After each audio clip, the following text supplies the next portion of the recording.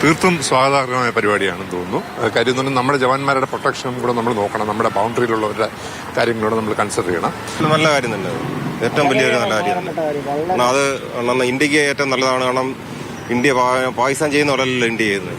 നിർത്തലാക്കിയാല് സമാധാനമുണ്ട്, പേടി മാറി. പക്ഷെ തിരിച്ചടി കൊടുത്താൽ സന്തോഷമുള്ളൂ. അവർക്ക് തക്കതായ ശിക്ഷ കൊടുത്തതിന് ശേഷം മാത്രമേ വെടിനിർത്തൽ കരാറിൽ ഇടപെടാവുന്നുള്ളതാണ് എൻ്റെ പേഴ്സണലായ അഭിപ്രായം. വെടിനിർത്തൽ കരാറ് നല്ലത് തന്നെ. ഇങ്ങോട്ടുള്ള അറ്റാക്ക് കാര്യമായിട്ടുണ്ടാവുന്നില്ല എന്നുണ്ടെങ്കിൽ, ഇല്ലെങ്കിൽ റിറ്റാലിയേറ്റ് ചെയ്യണം, തിരിച്ച് റിയാക്ട് ചെയ്യണം. വെടിനിർത്തൽ കരാർ എന്നത് വളരെ നല്ല കാര്യമാണ്. രണ്ട് കൂട്ടരുടെയും ആരും സാധാരണ ജനങ്ങൾ മരിക്കാതിരിക്കുന്നതിന് വളരെ നല്ലൊരു കാര്യമാണ്. യുദ്ധം അവസാനിപ്പിച്ച് കേട്ടതിൽ സന്തോഷമുണ്ട്. പിന്നെ എങ്ങനെ ഉണ്ടാണ്ടിരിക്കട്ടെ പ്രാർത്ഥിക്കാം. തീർച്ചയായും വളരെ നല്ലൊരു കാര്യമാണ്. കാരണം ഒത്തിരി ജീവൻ നഷ്ടപ്പെടുന്ന ഒരു സംഭവത്തിലോട്ടാണ് പോയിക്കൊണ്ടിരുന്നത്.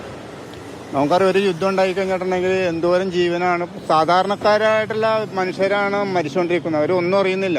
ആശ്വാസവും അതിർത്തി മേഖല മാത്രമല്ല, എന്ത് വന്നിട്ടുണ്ടെങ്കിലും രണ്ട് രാജ്യത്തിന്റെ രണ്ടറ്റം വരെയും എല്ലാ പ്രശ്നങ്ങളിലും വരും. A to Z നമ്മുടെ നിത്യോപസാധനങ്ങൾ തുടങ്ങി സാധാരണക്കാരുടെ ലൈഫ് വരെയുള്ള എല്ലാത്തിനും ത്രെട്ട് വരും. സോ നല്ല കാര്യമല്ലേ ഇത്, സമാധാനത്തിന് കഴിയാമല്ലോ. ഇപ്പൊ നമുക്ക് വലിയ കുഴപ്പമൊന്നുമില്ലല്ലോ, അതിൻ്റെതായ ഒരു സന്തോഷമുണ്ട് എല്ലാവരും. വെടി ഇട്ടവും നന്നായി, ഇപ്പൊ നിർത്തിയതും നന്നായി. അവർക്കൊന്ന് പാഠം പഠിപ്പിച്ചു കൊടുത്തു. പാകിസ്ഥാൻ അടി കൊടുത്ത നല്ലതാണ്. എന്താ വെച്ചാൽ ഇങ്ങോട്ട് അടിച്ചു കഴിഞ്ഞാല് ഓലാണല്ലോ ആദ്യം നമുക്ക് ചെയ്തത്.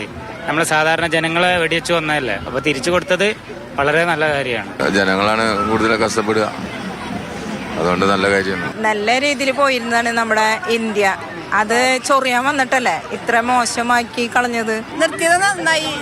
ജനങ്ങൾക്കൊരു സമാധാന സന്തോഷമാണ് ഏറ്റവും വലുത്.